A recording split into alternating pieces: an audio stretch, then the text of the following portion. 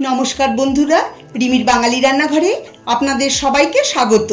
आमार आजकेर recipe चिड़ेर cutlet बा पोहा काटलेट। एटा बानानो खूबई सहज और खेते दारुण टेस्टी हय। एकटा लाइक दिए पुरो भिडियोटा देखार अनुरोध रइल। तो चलुन रेसिपिटा शुरू करी। चिड़े आलुर काटलेट बानानोर जोन्नो एखाने आमी एक कप चिड़े निये एकटा स्टेनारे ढेले दिচ্ছি। এখন চিড়েটাকে ২-৩ বার খুব ভালো করে জলে ধুয়ে নিতে হবে। চিড়ের ভেতরে খুব নোংরা থাকে, ভালো করে ধুয়ে পুরো জল ঝরিয়ে নিয়েছি। চিড়ে কিছুটা নরমও হয়ে গেছে। এখন এই চিড়েটাকে একটা বড় মিক্সিং বোলে ঢেলে দিচ্ছি। দেখুন চিড়েটা কতটা ঝরঝরে হয়েছে। এখন এর মধ্যে দিয়ে দিচ্ছি কিছু উপকরণ। প্রথমে দিচ্ছি একটা বড় সাইজের পেঁয়াজ মিহি করে কুচিয়ে, 3টে কাঁচা লঙ্কা মিহি করে কুচিয়ে, ঝালটা আপনারা আপনাদের পছন্দ মতো দেবেন। দিচ্ছি হাফ চা চামচ আদা কুচি, স্বাদ অনুসারে লবণ, সামান্য হলুদ গুঁড়ো, হাফ চা চামচ লাল লঙ্কার গুঁড়ো, হাফ চা চামচ জিরের গুঁড়ো, 1 চা চামচ চাট মশলা। এর পরিবর্তে আপনারা আমচুর পাউডারও ব্যবহার করতে পারেন। এখন সমস্ত উপকরণ চিড়ের সঙ্গে মিশিয়ে নেব। মেশানো হয়ে গেছে। এখন এর মধ্যে দিয়ে দেব দুটো সেদ্ধ করা আলু ম্যাশ করে। আলুটা দিয়ে দিচ্ছি আর দিচ্ছি 1 মুঠো ধনেপাতা কুচি, সামান্য চিনি, 2 টেবিল চামচ চালের গুঁড়ো। এখন সমস্ত উপকরণ হাত দিয়ে ভালো করে মেখে নেব। আমার চ্যানেলে নতুন বন্ধু হয়ে থাকলে চ্যানেলটাকে সাবস্ক্রাইব করার অনুরোধ রইল।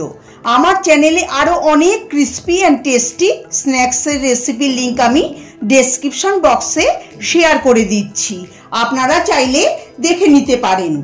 দেখুন খুব ভালো করে মাখা হয়ে গেছে। এখন আমি কাটলেট তৈরি করে নেব। হাতে সামান্য তেল লাগিয়ে 2 হাতে ভালো করে মাখিয়ে নিয়েছি।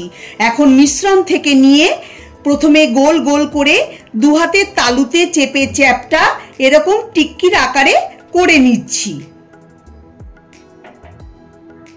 দেখুন এইভাবে। আমি আরেকটা দেখিয়ে দিচ্ছি। মিশ্রণ থেকে অল্প করে নিয়ে প্রথমে গোল গোল করে 2 হাতের তালুতে চেপে চ্যাপটা এরকম করে করে নিয়েছি।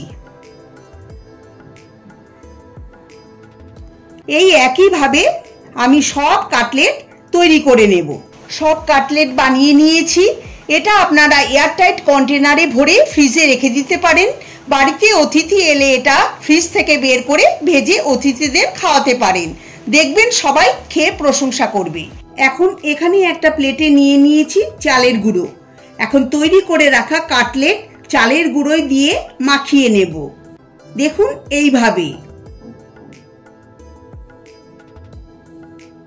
সব কাটলেট চালের গুঁড়োয় কোট করে নিয়েছি। এখন আমি কাটলেটগুলো ভাজবো।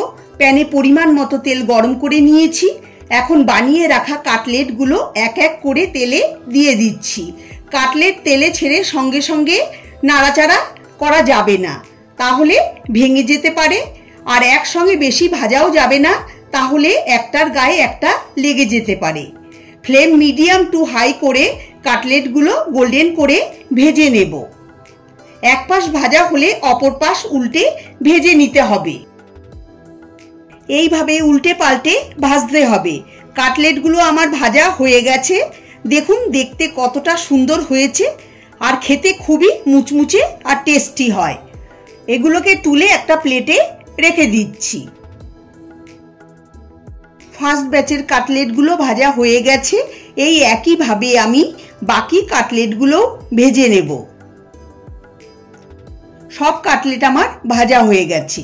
গ্যাস বন্ধ করে দিচ্ছি। তৈরি হয়ে গেল চিড়ের কাটলেট বা পোহা কাটলেট। আমি একটা ভেঙে দেখিয়ে দিচ্ছি। দেখুন দেখতে কতটা মুচমুচে আর লোভনীয় হয়েছে। এটা আপনারা সন্ধেবেলা চায়ের সাথে অথবা টমেটো কেচাপ বা গ্রিন চাটনির সঙ্গে সার্ভ করুন। গ্রিন চাটনির রেসিপির লিঙ্ক আমি ডেসক্রিপশন বক্সে দিয়ে দেব, আপনারা চাইলে চেক করে নিতে পারেন। আমার আজকের এই রেসিপি আপনাদের কাছে কেমন লাগলো অবশ্যই জানাবেন।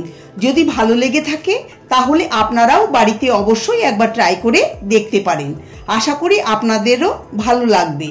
ভালো লাগলে লাইক করবেন, শেয়ার করবেন সকলের সাথে। আমার চ্যানেলে নতুন বন্ধু হয়ে থাকলে চ্যানেলটাকে সাবস্ক্রাইব করে নেওয়ার অনুরোধ রইল, পাশে থাকা বেল আইকনটা সমেত।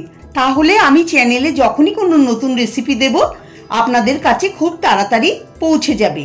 সবাই ভালো থাকবেন, সুস্থ থাকবেন। ধন্যবাদ।